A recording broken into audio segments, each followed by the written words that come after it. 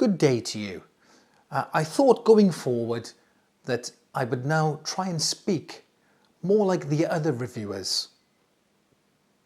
A bit like a 1950s newsreader. Like, how the devil? Oh yeah, uppercut. Anyway, do you know what? Hey, today I've been married for 10 years. It's my 10th wedding anniversary today. My poor wife's in work. I got the day off. 10 years. Now I'm really surprised that she hasn't killed me yet. I'm still alive, still in one piece, so that's a bonus. Anyway, so the reason for this video today, I just wanted to update you on the Wharfedale Lintons. I've been using them now for around about 3 months. I think it's around about there, give or take. Do I still like them? Or do I regret the day I bought them? Well, let's find out. Okay, so first of all, I would like to thank everybody who gave me the tips for getting the grills off these. If you didn't see my first video, I'll stick a link here. Okay, and it's a nightmare getting the grills off these when you first buy them. I mean, Wharfedale say leave them on. You don't need to take them off. They said the sound's better with them on because of the way it's designed. But you do want to have a look, don't you? Anyway, so some people said use double credit cards. Some people said to use those plastic tools you do for interior car trim. But I found something ideal. It's a 32 gig. It's an old SD card. Now, the first mistake I made was to go in from the top. Never go in from the top, always go in from the bottom. Good tip. The reason being is it's not much room up here to get it in. There's actually more room down the bottom, weirdly enough. Look, it fits in here perfect.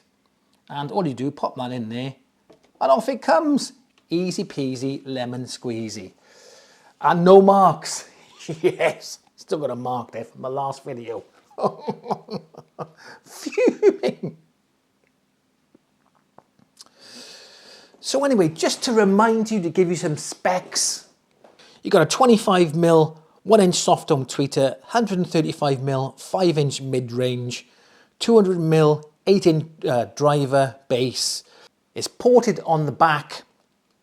Nominal impedance is 6 ohms and frequency response is 40 Hz to 20 kHz. If you're bored of me already and you want to stop watching now, I do still love them. They're fantastic. But if you want to know why, stay tuned. Right, first of all, I still love the build quality of these things. They're just beautifully made. Really well put together. The sort of foamy, the foam grills are fantastic, really well made. The binding posts on the back, just beautiful. The stands are great that go with them. You can put your records on them.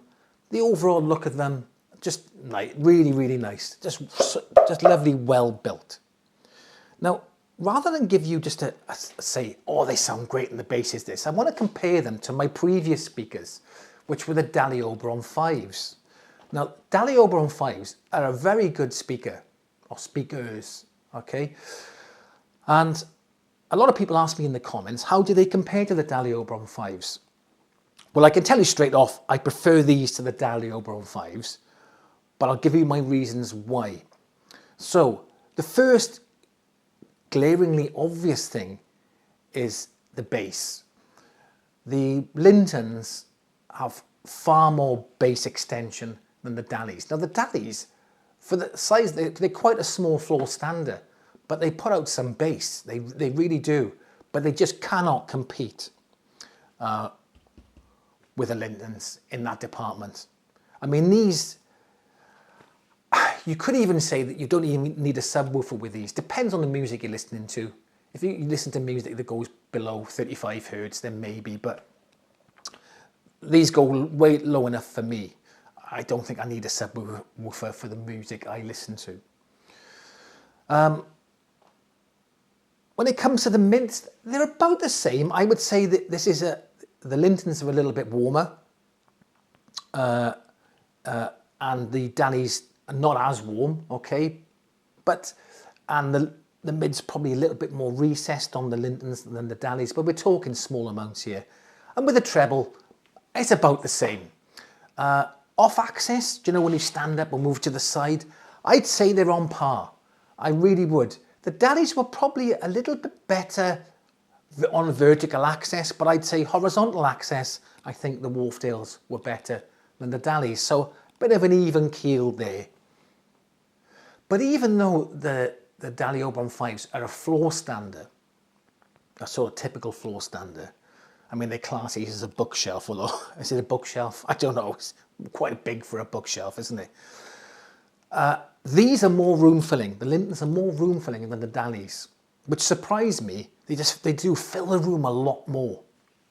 And they seem to have a bigger sound stage than the Dalis. Don't get me wrong, I was sad to see the Dali Oberon 5s go. I love them speakers. They're very, very, very good.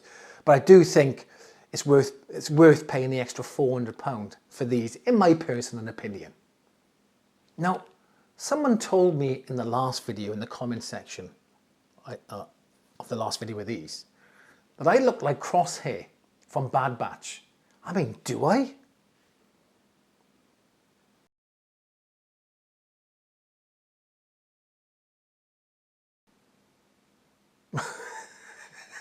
You tell me, let me know. Anyway, I still love these speakers and I do not regret buying them. There is one thing, and if anyone has these speakers, let me know if you have the same issue. Well, it's not really an issue. So these have been, I play these way more than the 30 hours recommended to run in by Wharfedale. I mean, they're probably over 50 hours now. But if you leave them for around 2 or 3 days, they start getting a bit sleepy. So if you haven't played them for a few days and you put on a few, they're a bit like me when I go to bed.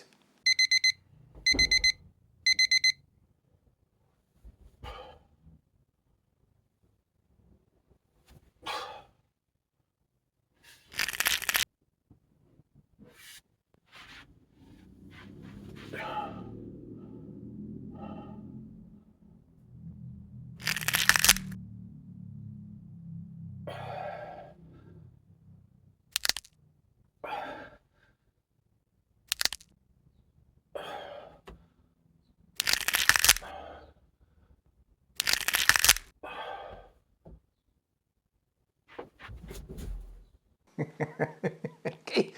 If you haven't played them for a few days, they take a few tracks to warm up a bit, to loosen up.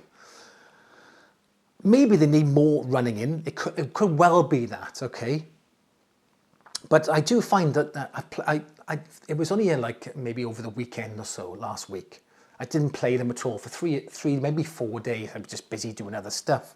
And so I put a CD on, Pete Tong. It had to be Pete Tong, didn't it? Come on, Pete Tong. Ooh. And it's normally really deep bass with these. But I was like, oh, is there something wrong? It doesn't sound very, it seems like the bass has gone a little bit. After about 2 or 3, 4 tracks, oh, it come right back in again. I was like, oh.